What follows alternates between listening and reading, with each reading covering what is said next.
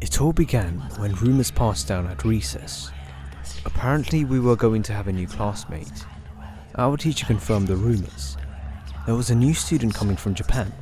However, she didn't know much else. And thus, the fated Friday of March 2012, she arrived. There was a small crowd gathered around her. "My name is Hikari. It's a pleasure to meet you all," she said. According to her, she had moved to our town as her wealthy parents were opening a Japanese restaurant chain here in America. So our town would be the location of the first restaurant. Hikari was slim and relatively tall.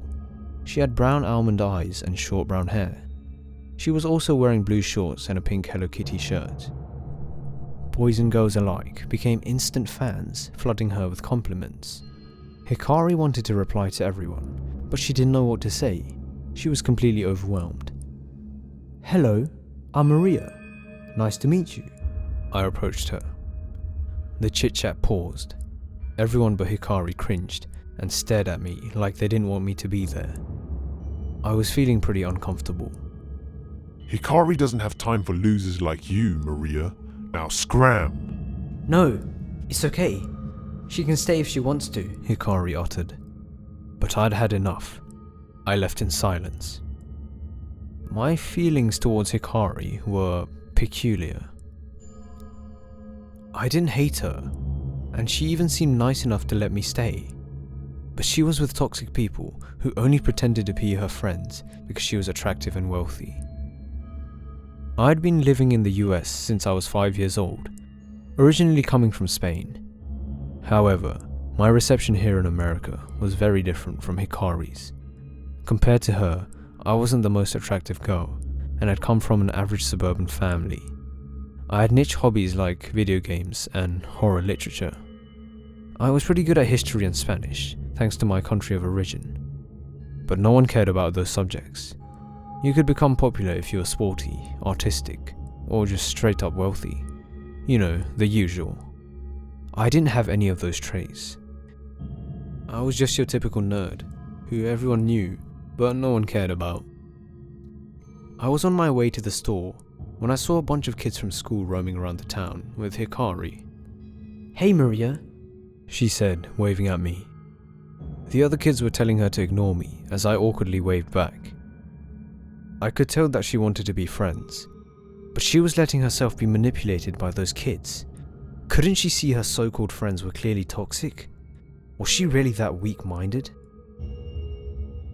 The next day, I was curled up on my couch reading a horror novel, when I was startled by the sound of my doorbell. I opened the door. It was Hikari. "Hikari, what a surprise," I spoke. "Hi Maria. I came to say sorry." "Sorry for what?" "For not paying much attention to you as I should have. I want to be your friend, Maria. I really do. But what? I also want to be with the others." "Hikari, those people are not your friends. They only pretend to like you because you're rich and attractive. They only see you as a mere object to make themselves feel important." But I need them." But it didn't sound like a reply. It was more like she was trying to convince herself. "Trust me, you don't. Anyways, wanna come in?" I spoke. She nodded after snapping out of a little trance, entering the house. It turned out that we had plenty of things in common. She was also very passionate about history and horror. She was really into monsters from a Japanese mythology called Yokai. She even recommended me several books about them. So I recommended her the novel I was reading in return. I had a blast that afternoon. When I had first met her, I thought she was one of those kids that were too cool for me, but she had gone out of her way to come and hang out with me. I felt amazing. A few hours later. "It's getting late. I have to go home to prepare for the yokai party." "What party?" "I've organised a yokai-themed party at my parents' new restaurant tomorrow. I've invited every kid I met yesterday." "Really? Awesome. I've never been to a Japanese restaurant." "I'm sorry, Maria, but you're not invited." "What? But why?" I felt disappointed. I thought Hikari was my friend. I could only guess that her toxic friends were behind this. Don't get me wrong, Maria. You're awesome and a true friend, unlike the others. Then why can't I come? I don't understand. Don't worry. I don't expect you to understand. Goodbye, she said. The plethora of conflicting emotions I felt was hard to describe. It was a strange mix of disappointment, betrayal, and confusion. I checked Instagram the following day. A girl who'd been invited to Hikari's party posted a picture of herself and her friends on their way to the restaurant, along with the caption, "On our way to the first Japanese party. See you all there. Hikari rules. Hashtag Hikari. Hashtag Yokai." Another kid posted the location, except there was something off about it. According to the post, the party took place in the outskirts of town. I was pretty sure that there weren't any restaurants there. I looked on Google Maps. Nothing. The nearest Japanese restaurant was miles away. The only building that matched the coordinates was an abandoned warehouse. I was extremely confused, without a clue about the situation. Why would Hikari lie about her restaurant and lure everyone to a warehouse? This couldn't be an accident. I remember how strange she had acted when we were talking about the party the day prior. It was clear she was up to something, so I was going to get to the bottom of it. I left home and headed to the supposed party's location using Google Maps. After 20 minutes, I spotted a small hill in the distance with what looked like an old building at the top. I paused for a moment to check the location on my phone. This was it. Suddenly, I heard loud echoing screams seemingly coming from the forest. I rushed up there determined to find out the truth. I slowly approached the abandoned warehouse at the top. I could hear weird noises coming from inside. It sounded like something was being aggressively torn apart while emitting some kind of animalistic growl. I peeked through a window.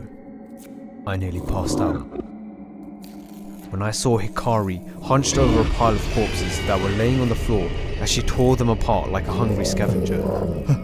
"Hikari?" I whispered, completely frozen in terror. Hikari immediately dropped what she was doing and eerily turned her head towards me. Her appearance had changed. Her pupils were now vertical and thin, almost like a snake's. Her teeth were abnormally sharp. They looked as if they had been specially designed to tear apart human flesh. She stood up and slowly advanced towards me. Her eyes were locked on me like those of a hawk, her shirt soaked with the blood of her foolish victims. Without a second thought, I frantically descended down the hill as I screamed in horror. I wasn't even sure if she was chasing me, but I kept going. My vision blurred as the wind pressed against my eyes. Hikari's ear-piercing roar was the last thing that I'd ever hear from her. The kids who were last seen on their way to Hikari's party were never found, neither dead nor alive. Hikari had also disappeared. It was as if she had never existed. After about a week, the teacher entered the classroom, accompanied by a boy I'd never seen before. "Good morning, everyone. This is your new Japanese classmate. Meet Hiro."